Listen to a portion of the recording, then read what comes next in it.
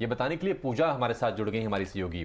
पूजा बताइए, एक बड़ी गिरावट 5% के आसपास की, अमूमन इतनी भारी गिरावट तो किसी बड़ी खबर पे ही आती है, क्या अपडेट्स आए हैं इसको लेकर?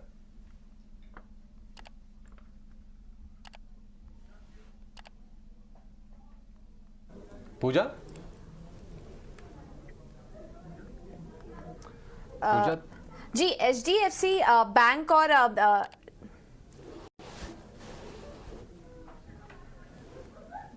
बताइए। पूजा तक शायद हमारी आवाज नहीं पहुंच पा रही है, फिर से जोड़ने की कोशिश करेंगे, कुछ तकनीकी दिक्कत हो सकती है।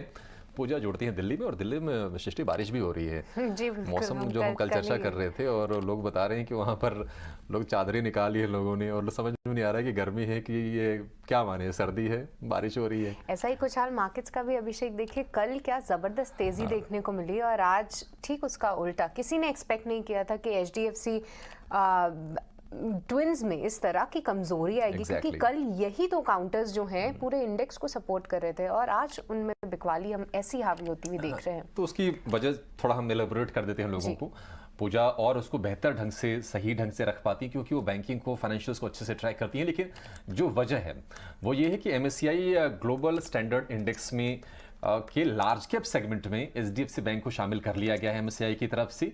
लेकिन अब उसके बाद पहले जो एडजस्टमेंट फैक्टर था, जिसकी उम्मीद की जा रही थी कि 1 होगा, वो एडजस्टमेंट फैक्टर आया है 0.5।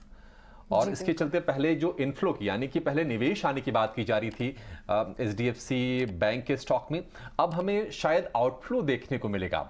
एमएससीआई के जो इंडेक्सेस होते हैं, जो इंडाइसेस होते हैं, उनको दरअसल एफआईआईज, बड़े निवेशक ट्रैक करते हैं, और उनमें जो वेट होता है शेयरों का, उसके आधार पर अपने निवेश से संबंधित अपने डिसीजंस भी लेते हैं।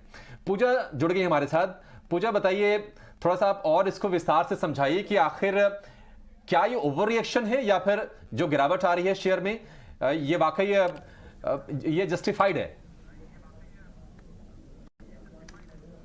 बिल्कुल, एचडीएफसी और एचडीएफसी बैंक में ये जो एमएससीआई एडजस्टमेंट की खबर आ रही है, इसमें काफी सारे एनालिस्ट का कहना है कि एक टेक्निकल एडजस्टमेंट है, वैसे कोई बड़ी दिक्कत नहीं है। लेकिन एक बड़ा जो इन्फ्लो की बात कर रहे थे, जैसा कि आप बता भी रहे थे, उतना नहीं हो पाएगा। अब पूरी खबर पहले आपको समझा देते हैं। यहाँ पर एमएससीआई ग्लोबल इंडेक्स में लार्ज कैप में एचडीएफसी बैंक शामिल होगा, जिसमें कि एक के अनुमान के मुकाबले अब 0.5 का एडजस्टमेंट फैक्टर आ चुका है। अब इससे सीधा सीधा मैंने ये लगाई कि पहले एफआईआई अगर 1 के एडजस्टमेंट फैक्टर पे आते तो ज्यादा निवेश हो रहा था, 18% की गुंजाइश यहां पर एफआईएस के निवेश की बताई जा रही थी।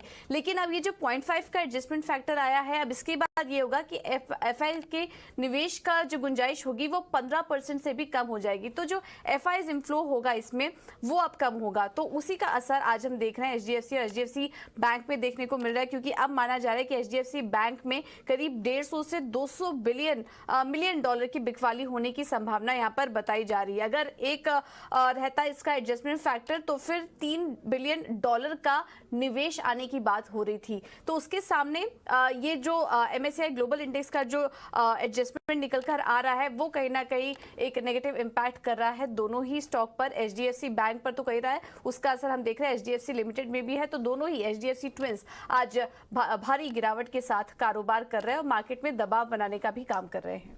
ठीक है, शुक्रिया पूजा। तो पूजा ने थोड़ा सा और उसको खूबसूरत तरीके से आपको समझा दिया। एडजस्टमेंट फैक्टर जिसकी उम्मीद की जा रही थी, आप उसको अगर साधारण भाषा में समझना चाहते हैं, तो जिस वेटेज की उम्मीद की जा रही थी, सृष्टि सही कह रहे हैं? हाँ जी बिल्कुल, जिस वेटेज की उम्मीद की जा रही थी एमएससीआई ग्लोबल स्टैंडर्ड इंडेक्स के लार्ज कैप सेगमेंट में, वो वेटेज नहीं रहेगा। उसके चलते वेटेज क्या होता है कि उसके आधार पर एफआईआईज अपने निवेश से जुड़े फैसले लेते हैं शेयरों में, और अब यहां से आउटफ्लो होने की आसार बन गए हैं। इसके चलते शेयर में गिरावट हो रही है। अभी कल का ही दिन था कि हम चर्चा कर रहे थे कि ये एचडीएफसी लिमिटेड अपने रिकॉर्ड हाइस की तरफ जा रहा है, एचडीएफसी बैंक रिकॉर्ड हाइस पर ट्रेड कर रहा है। लेकिन आज देखिए मार्केट में किस तरह से खबरें और ट्रिगर सेंटिमेंट को चेंज करने का काम करते हैं, उसका एक परफेक्ट उदाहरण ये है। राहुल, आपसे जानना चाहेंगे, एचडीएफसी लिमिटेड, एचडीएफसी बैंक, अब मर्जर पर ही नजर है कि कब ये दोनों शेयर एक हो जाएंगे और उस हिसाब से ट्रेड करेंगे, इसलिए अब एक समान चाल से चलते हैं, एक समान चाल से गिरते भी हैं। आज की गिरावट को क्या आप मौके की तरह देख रहे हैं, या फिर आपको लगता है कि थोड़ा सा और प्रेशर आ सकता है, क्योंकि ये शेयर चले लगातार है और इन्होंने बाजार को सपोर्ट करने का काम भी किया है। तो मैं ये कहना चाहूंगा कि आप HDFC बैंक का चार्ट देखेंगे ना, 1620 और 1520 के बीच में, जो हालांकि बहुत ही पास है, 1630 पे HDFC बैंक चल रहा है, 1620 और 1520 इस रेंज में एक अच्छा सा बाई जोन है HDFC बैंक में। तो और 1-2% का अगर गिरावट आए इस बैंड में हम लॉन्ग जा सकते हैं। स्टॉप लॉस होगा 1520 और पुराना all time high HDFC bank should cross, तो थोड़ा नीचे की तरफ के लिए वेट कीजिए और फिर अपसाइड एक्सपेक्ट कर सकते हैं इस काउंटर पे। ओके, तो ये नजरिया है HDFC बैंक और HDFC लिमिटेड